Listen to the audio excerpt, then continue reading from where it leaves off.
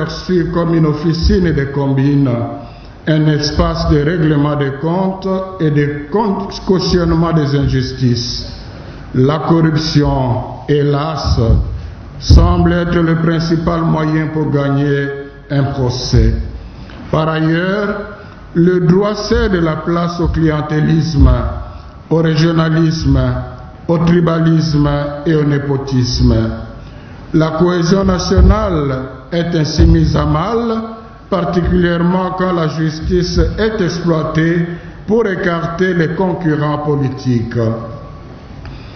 La population a bien accueilli la fin de la coalition et l'avènement de nouveaux gouvernements censés répondre à ses besoins. Il s'avère que, dans la réalité, le budget national privilégie les institutions politiques au détriment du bien-être de la population. Cette injustice ne fait que renforcer les inégalités sociales. 3. Non-recommandation.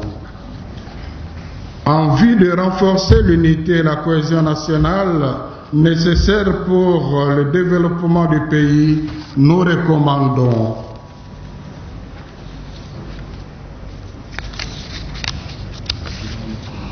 à son Excellence, Monsieur le Président de la République, de promouvoir les initiatives favorisant l'unité nationale, de veiller à la bonne représentativité géographique dans les institutions, notamment en décourageant le tribalisme, de mettre davantage l'armée dans les conditions qui lui permettent de répondre efficacement à sa mission de défendre et de sauvegarder l'unité et l'intégrité du territoire national, de poursuivre véritablement la lutte contre la corruption et l'impunité.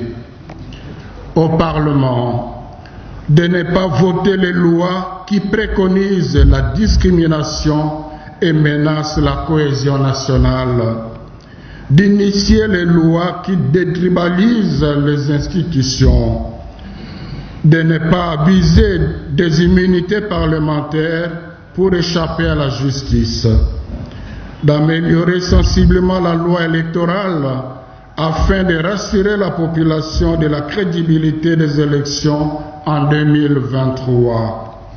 Au gouvernement, de rééquilibrer les dépenses des institutions proportionnellement aux besoins de la population, de promouvoir des projets de société qui renforcent l'intégration nationale, tels que la construction des routes nationales, d'évaluer au niveau national le processus de la décentralisation et les moyens les plus efficaces de stabiliser les institutions provinciales et de les mettre au service de la population, de veiller au respect du cycle électoral, gage de la démocratie, de revaloriser les fêtes nationales et les symboles forts de la nation.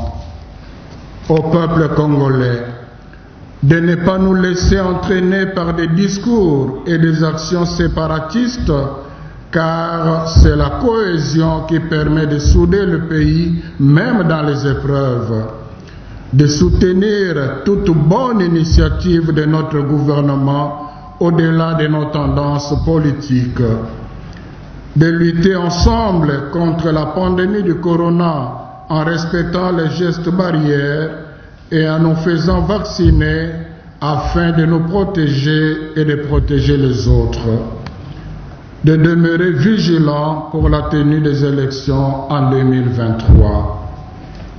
À la communauté internationale, d'appuyer les projets promoteurs de la cohésion nationale, d'évaluer le rôle des pays voisins de la République démocratique du Congo dans la persistance des violences et des massacres, d'aider la RD Congo à lutter contre tous les mouvements fondamentalistes qui se déploient dans le pays.